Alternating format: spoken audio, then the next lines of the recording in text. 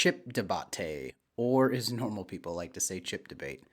Today I'm going to show you how I made this. It's pretty simple. It's going to be a quick tutorial. It only takes about 4 nodes. We're going to use a merge, polygon masking node, some text, and if you want a drop shadow, you don't have to use that, so it'll only be 3. So let's jump into Fusion and see how to make this. All right, so we are in Fusion here. First thing we're going to add is a merge node. And then after that, we're going to add our text plus node. So we'll go ahead, put our text plus node in here. We're going to bring it down, and we're going to go into the foreground, which is green. So after that, we're going to add our title, which is chip debate or debate, however you like to say it. And then we're going to go use Helvetica new. We're going to go with heavy. I'm going to change the color to the color I used, which was FFD564. We'll hit OK. We're going to change our size to 0.1 and our tracking to 1.2. And just in case, I mean, if you don't know what tracking is, that's like how spaced out letters are. So let's change this to 1.2. And we're going to basically go from 330 down to the end, and we're going to set keyframes and have these adjust and change over time. So we're going to set a keyframe at frame 330. We'll go ahead and hit here, which is going to put a keyframe down. We'll go to that one right there, 443 for that frame. And we're going to set this to 0.11. And we want this to be really subtle, because if you go kind of extreme on this, it looks really lame. So we did that for the size, and we want to go back to 333 here. And we want to do something with the tracking as well. So we're going to go ahead and set a keyframe here to change over time. So we'll hit that. We'll come back to this keyframe as well. And we're going to go set this to 1.25. So if we can see over time, it spreads out. Look at that. Nice. All right, now from here, what we need to do is we obviously need to mask this object out. So let's go back to keyframe 333. We're going to have to go ahead and add the Polygon Mask. So with this, it's pretty malleable. You can create really any shape you want. Let's get this into the blue, which is the mask input. So we gotta literally just, make a mask. Look at that. So what we want to do is we want to go over to the edge of the can for our mask. So we'll go down the line to here, and then we will go out of the frame to here, and then boom, we can see our chip debate. But we don't want to see chip debate yet. We want to see it after. So we'll go ahead and we'll go over to the Invert Mask. So now when it's inside of here, you can't see it. And this is kind of where the time comes in, depending on the object you're masking, is that you kind of have to do this frame by frame. So we're going to go ahead and start moving. And now I'm starting to move the can.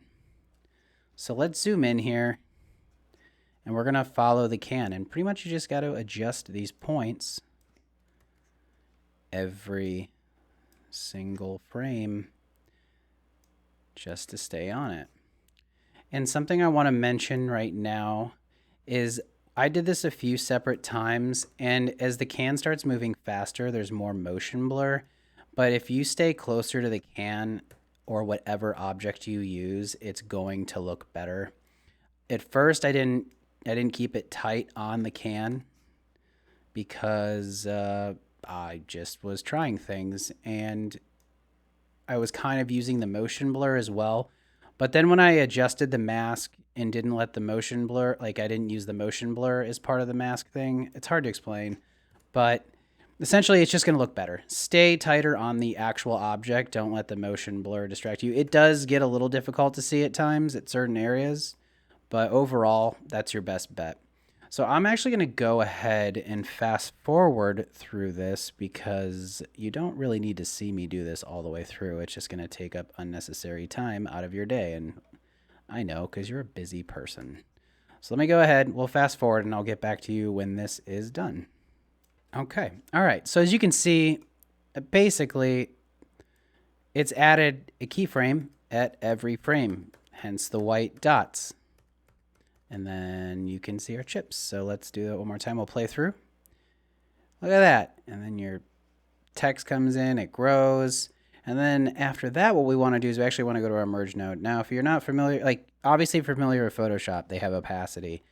In Fusion, you need to use the blend, which basically is like a form of, it's their opacity. It's just not called that. So what I actually set this at was 0.44. And we're almost done here.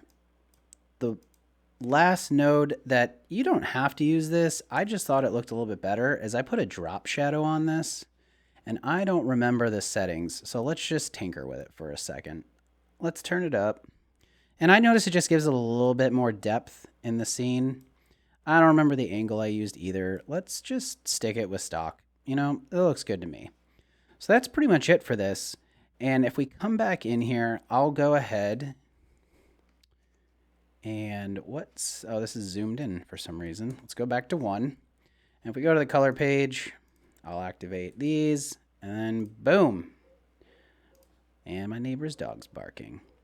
And that's it. It's not going to play back very well, but that's how we did it. All right, well, I hope that helped. Like I said, it's a pretty short tutorial. I'll have another one coming out next week. I'm actually working on doing some tracking with text, and I want to actually put it onto objects, which could be pretty cool. I'm not quite getting the results I want yet, but I'm hoping through the next week I can and show you guys how to do it.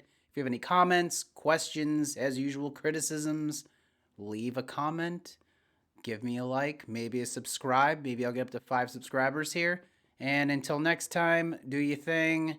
And, you know, be creative, as I said the other video.